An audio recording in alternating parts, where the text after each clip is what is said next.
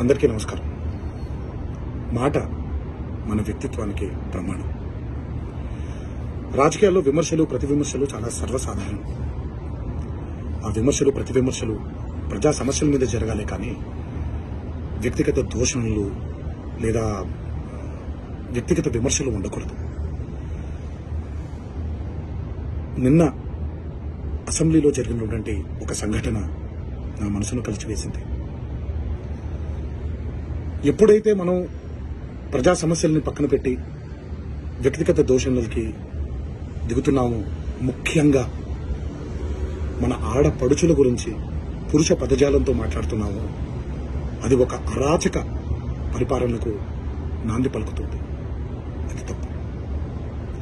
స్త్రీ జాతిని గౌరవించడం అనేది, ఆడవాళ్ళని ఆడపడుచుల్ని గౌరవించడం అనేది మన సంస్కృతి. మన నవనాడుల్లో, మన జవజీవాల్లో, మన రక్తంలో ఇమిడిపోయినటువంటి ఒక సంప్రదాయం. మన సంప్రదాయాల్ని రాబోయే తరానికి జాగ్రత్తగా భద్రంగా అప్పచెప్పాలి, కానీ మన సంస్కృతిని కలిచివేసి కాల్చేసి రాబోయే తరానికి ఒక బంగారు బాట వేస్తున్నాం అనుకుంటుంటే అది మన తప్పు. అది మనం చేసే చాలా పెద్ద తప్పు.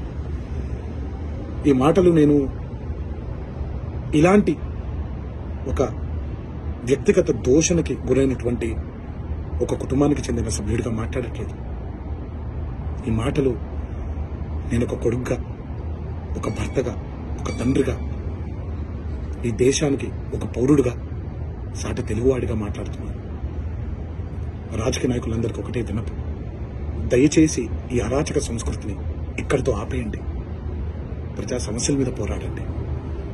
రాబోయే తరానికి బంగారు బాట వేసేలాగా, మన నడవడిక ఉండేలాగా జాగ్రత్త పడండి. ఇది నా విన్నపం మాత్రమే. ఇది ఇక్కడితో ఆగిపోతుందని మనసారా కోరుకుంటూ సెలవు తీసుకుంటున్నాను.